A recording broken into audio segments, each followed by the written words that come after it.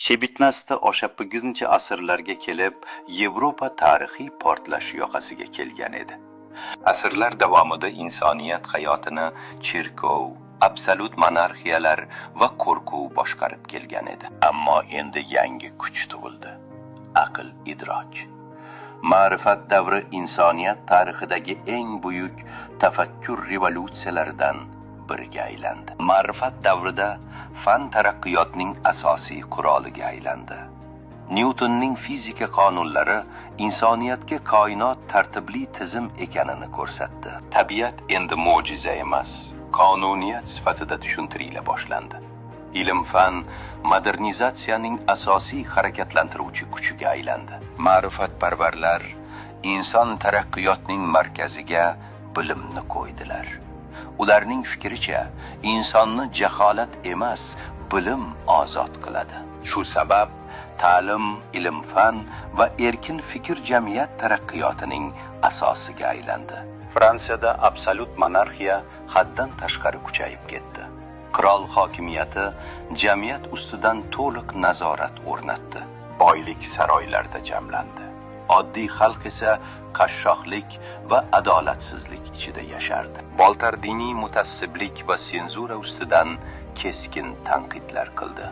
Diderot esa insoniyat bilimlarini birlashtirgan mashhur ensiklopediyani yaratdi. Endi g'oyalar hukumatlar uchun xavfli kuchga aylangan edi. Montesquieu hokimiyatlar bo'linishi nazariyasini yaratdi. Unga ko'ra, hokimiyat bir qo'lda to'plansa, erkinlik yo'qoladi. Shu sabab qonun chiqaruvchi, ijro etuvchi va sud hokimiyati bir-birini cheklashi kerak edi. Galvetsi inson harakatlarining markazida manfaat va lazzat yotadi deb hisoblagan. Unga ko'ra, inson doimo foyda va huzur sari intiladi. Bu qarash keyinchalik utilitarizm falsafasining rivojlanishiga katta ta'sir ko'rsatdi. Adam Smith iqtisodiy liberalizm asoslarini yaratdi. U erkin bozor iqtisodiyotini himoya qildi. Uning fikricha, har bir inson o'z manfaatini ko'zlab harakat qilsa ham, umumiy jamiyat boyligi ortadi. Shu tariqa zamonaviy kapitalizmning falsafiy asoslari shakllandi. Ma'rifat davri sanoatlashuvni tezlashtirdi.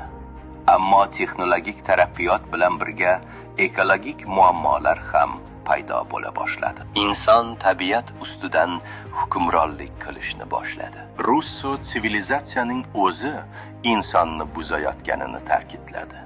Unga ko'ra inson tabiatan ezgu mavjudot edi. Ammo boylik, tengsizlik va sun'iy jamiyat uni ma'naviy jihatdan buzib yuborgan. Ma'rifat davri g'oyalari Fransuz revolyutsiyasiga olib keldi. Erkinlik, tenglik va xalq hokimiyati haqidagi g'oyalar butun Yevropani o'zgartirdi. Edmund Burke revolyutsion o'zgarishlarga qarshi chiqdi. Unga ko'ra, tarixiy tajriba va an'analarni saqlab qolish kerak edi. Shu tariqa konservativ falsafa shakllandi. Ma'rifat davri faqat Yevropani emas, butun dunyoni o'zgartirdi. Zamonaviy demokratiya, inson huquqlari va konstitutsiyalar aynan shu davr ta'sirida shakllandi. Bugungi zamonaviy dunyo hali ham ma'rifat davrining ichida yashamoqda. Texnologiyalar rivojlandi. Sun'iy intellekt paydo bo'ldi. Bugungi zamonaviy dunyo hali ham ma'rifat davrining ichida yashamoqda. Texnologiyalar rivojlandi, sun'iy intellekt paydo bo'ldi. Ammo insoniyat oldidagi eng qadimiy savol hanuz ochiq qolmoqda.